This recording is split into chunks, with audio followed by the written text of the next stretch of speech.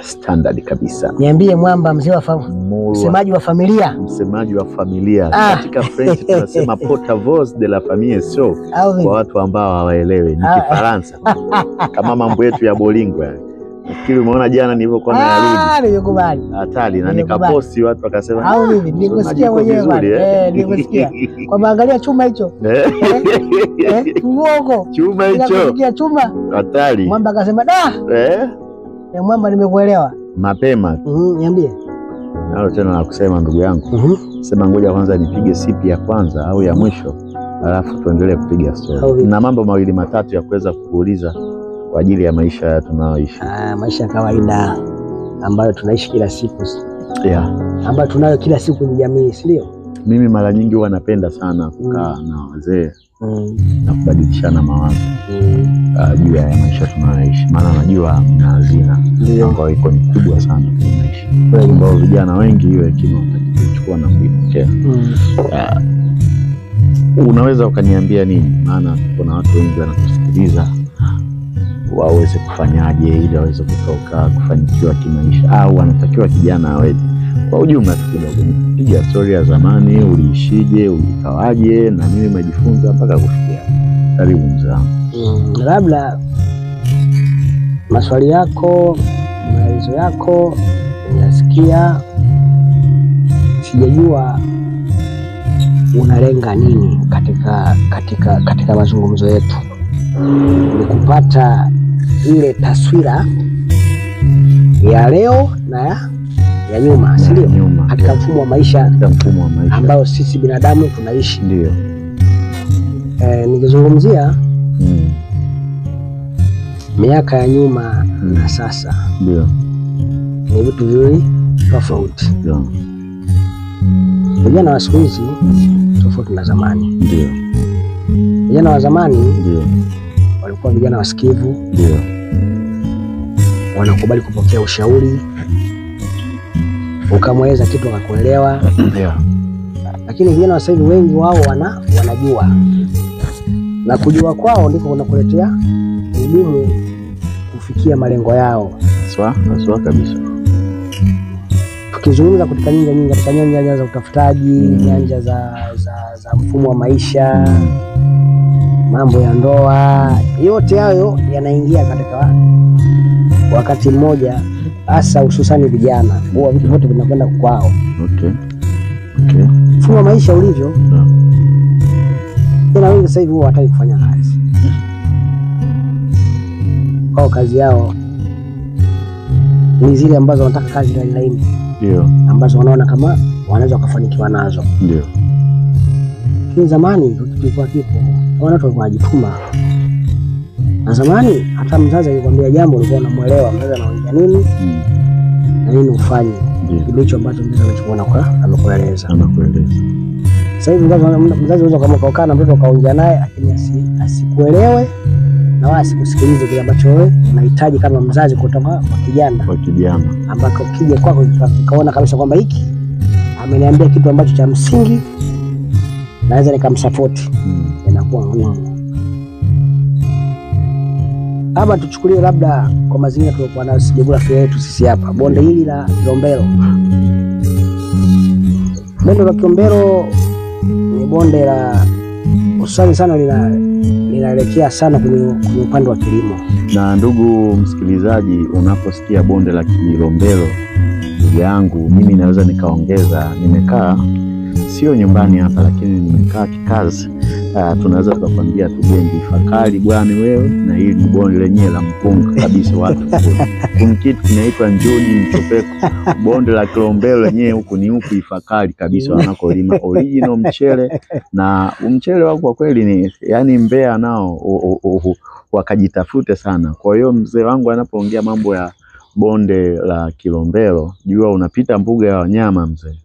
Unaishi vizuri, unaona utalii, unatoka mbuga ya wanyama, unakuja unaingia kiwanda cha nini kile?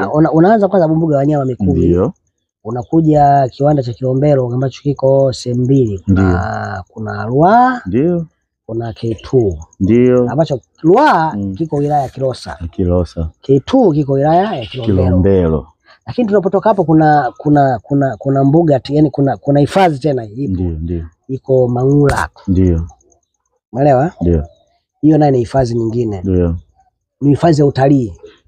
Ambao hivyo tulizungumza hizo, tukizungumza labda viwanda hivi, hii hatuwezi kuzungumzia sana kwa sababu sio utalii. Sio utalii. Lakini tunazungumza zile mbuga ambazo ingawa zamani na sisi tulikuwa kama darasa form 1 form 2 tulikuwa tunatembea kujifunza, ni kwa ajili ya kujifunza tu, lakini sio utalii. Tunapozungumza utalii ni zile hifadhi Mikumi, hifadhi iko Mang'ula. Ndio. Mang'ula kuna hifadhi. Ndio. Ni sehemu ya utalii. Okay. Okay. Sasa labda nilikuwa nazungumza kitu kimoja hapa kuhusu mfumo wa vijana. Ndio. Na hasa hususani katika swala la kimaisha. Nini vijana wanapaswa kufanya kutokana na jiografia yetu? Ndio. Sisi hapa tunategemea sana kilimo. Lakini leo of course kama unaweza kuongea na kijana kama ukamwambia swala la kulima na nini, unapoteza muda. Okay. Yani anapoteza muda yeye. Au unapoteza muda kukaa naye kuzungumza swala hilo. Sababu sisi hapa hatuna kiwanda. Hapa sisi hatuna makampuni yoyote ambayo yako hapa ambayo yanaweza yakatoa ajira kwa vijana au viwanda vikatoa ajira kwa vijana. Tunategemea sana sasa kilimo na mtu akilombewa swala labda la uvuvi. Lakini leo kijana ukazungumza naye bwana, hapo bwana, nafikiri umri ulioshafikia sasa hivi natakiwa uwe na sehemu yako. Ndio. Uwe na eneo lako labda shamba. Mimi kama mzazi ndipo eneo nikupe hii labda angalau wewe ulime ili angalau maisha yako yabadilike. Kijana katika hilo hawezi kuelewa. Kabisa hawezi kuelewa. Kaka kazi laini zile. Sasa hivi dunia imebadilika kwa kifupi. Sasa hivi dunia imebadilika. Vijana wameingia katika mfumo wa mitandao. Wengi wao wanapenda sana kubeti. Kubeti, kucheza kamari ambazo zinahusiana na mambo ya mitandao. Sasa ukiangalia tunaposema kubeti ni swala la bahati nasibu, hiyo ni kamari tu. Uweze kutofautisha na kamari zingine zote tofauti. Kamari zingine zozote. Yani kile tunaposema kamari ni kamari. Haijalishi umecheza kamari aina gani. Sema kwa sababu hizo kamari za sasa hivi ni kamari ambazo serikali zimeingiza utaratibu, kwa sababu wale ambao wenye makampuni ya kamari wao wanalipa kodi. Kwa hiyo kama imeidhinishwa hivi. Lakini kwa kijana inampa wakati mgumu kwa sababu ni swala la kubahatisha. Unapokwenda shamba, of course shamba ni kamari tunaposema, lakini kuna asilimia fulani ambayo wewe inaweza kaa inakubeba. Ndio. Uweze kukosa kidogo, utakosa kikubwa, lakini kidogo utakipata ambacho kinaweza kukusaidia wewe katika maisha yako. Sio tunaelewana hapo? Nafikiri nakupata. Sasa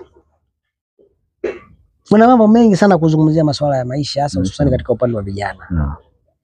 Huwa napataga wakati mgumu sana kumuelewesha mtu katika mfumo wa maisha ya binadamu. Na napata wakati mgumu kwa sababu japokuwa sisi ni wa zamani, lakini miaka inavyozidi kwenda unakutana na nyakati tofauti ambazo ndo sisi tunakutana nazo, ambazo kwanza tulikuwa nazo hizo. Lakini kwanza tulikuwa na nyakati zetu, lakini sasa leo tunakuja kuona tumeingia katika nyakati ambazo si za kwetu. Unaelewa maana yake? Ni nyakati zingine. Sawa? Yaani nyakati ambazo sisi hatukuwa nazo.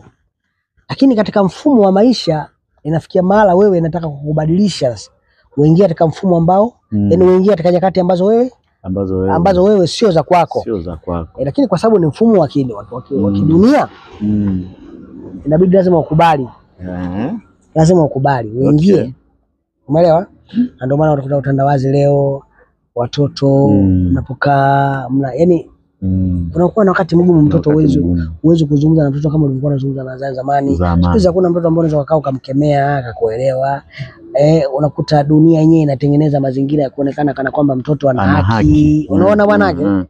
Mimi hapa nakumbuka zamani miaka hiyo mzazi akikuona umekosa yoyote utachezea fimbo vibaya. Sio mzazi wako tu. Sio mzazi wako. Yani na ukienda kusema yani yani ni mara mbili.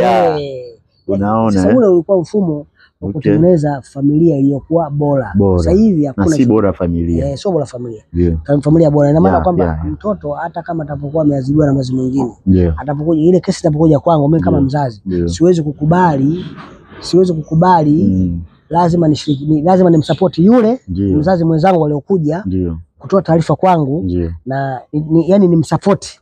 Na katika kumsupport kushindikiza kwa yule mtoto ambaye mtoto wangu mimi, ili atambue kwamba hichi nilichokifanya kweli sio sawa, sio kizuri. Kwa sababu hata kama alichukia baba wa fulani, hata babangu kumbe kakichukia, basi hiki kitu hakitakiwi.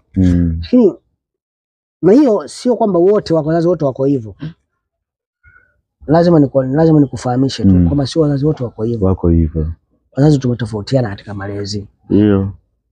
Kuna wazazi wengine toka miaka hiyo, na hata upotofu tu wa maadili, sio kwamba labda sasa hivi hata zamani ilikuwa iko hivyo. Hata mtu anaweza kumpiga zamani, lakini kwenda kwa mzazi mwingine, lakini walikuwa sio wengi ambao wao wanaona kana kwamba labda wanakengeuka, wanampiga mtu wa mtu, labda mwingine kama mkali, kwa nini unampiga mwanangu? Walikuwa sio wengi. Wengi wao walikuwa ni watu ambao wanaweza kusupport mzazi mwingine. Ndio maana akikuja kuzungumza nao na wakaelewa kile ambacho anazungumza, na mkasaidia kulea ile familia ya kwako na ya kwake pia. Kwa hiyo vitu hivyo katika familia vipo, na nizungumze tu, sio hayo mengi yapo. Hata kwenye masuala ya ndoa, vitu hivyo vipo. Zamani wanawake wa zamani sasa na tofauti na sasa hivi. Sasa hivi wanawake, tuseme miaka hii iliyopo tofauti na miaka ya zamani. Wanawake sasa hivi, zamani mwanamke kwanza, mwanamke zamani ulikuwa wewe uweze kuoa mwanamke kama kijana, yani kama leo umechukua tu mpapo umefika kama namuona mwanamke nimempenda huyu, kama nimchukue nikae naye. Zamani hicho kitu kulikuwa hakiwezekaniki. Lazima wazazi wao watalibeba kama wao, utafuta familia ambayo wanaona kabisa hii familia inafaa mtoto wetu akaenda kaoa. Walikuwa wanafahamiana hicho. Ndio. Siku hizi watu wanaoana kabla ya kufahamiana. Umeelewa? Yaani watu wanaoana kabla ya kufahamiana. Zamani watu walikuwa wanafahamiana kabla ya kuoana. Hiyo ni issue nyingine tena. Kwa hiyo kimfumo wa maisha ni shida. Nazungumzia tu moja kwa moja kwamba miaka ya nyuma na sasa hivi ni miaka iko tofauti sana. Na miaka hii imebadilika, miaka ya kuanzia miaka 90 ndio kuja huku kuja juu, kuja huko tuliko sasa. Miaka 90 kurudi nyuma ilikuwa ni miaka ambayo unaweza mtoto yani miaka tuseme miaka 80 ya 80 kuja huku, miaka 80 kurudi nyuma. Ilikuwa ni miaka ambayo kidogo, hata miaka 90 nayo ilikuwa sio mbaya sana, kwa sababu sio ilikuwa sio muda mrefu, na 80 miaka kama miaka 10 hapo na sasa hivi. Lakini kwa sasa hivi miaka imebadilika zaidi. Yaani miaka ya kipindi hicho kuja huku, miaka 90 kuja huku imekuwa miaka migumu sana, na hasa pande wa vijana. Mfano mimi kama leo mimi umri ule nilikuwa nao, siwezi nikakaa nikaumiza kichwa. Kweli. Siwezi kukaa kuumiza kichwa. Najua jinsi gani kuishi na mwanamke. Ndio. Najua jinsi gani kuishi. Yaani maisha yangu tunaweza nikafahamu kwamba mwenyewe naweza nilikontrol kwamba niishi vipi. Lakini kijana anaweza kupata shida sana. Akakutana na changamoto, na maana kuna vijana wengi leo wakakaa na mwanamke huyu, kesho kaja na mwanamke huyu. Kwa sababu anakosa ule uvumilivu. Umeelewa wanake? Lakini maisha siku zote ni kuvumiliana. Lakini hata kuvumiliana kunategemeana vile vile. Hatuwezi kuvumiliana tu, lakini tunategemeana na mazingira mtu ambaye unamkuta. Na watu wanasema kwamba chura anapenda maji lakini sio ya moto. Ndio.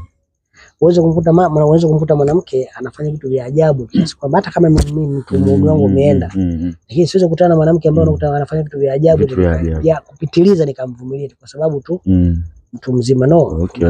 Kuna kipindi lazima nipige break kwamba hapa haiwezekani. Kwa sababu kuachana alikuwa hatuanza sisi waishaza miaka hiyo, ndio maana kukaika kuachana, kuoana, kuachana.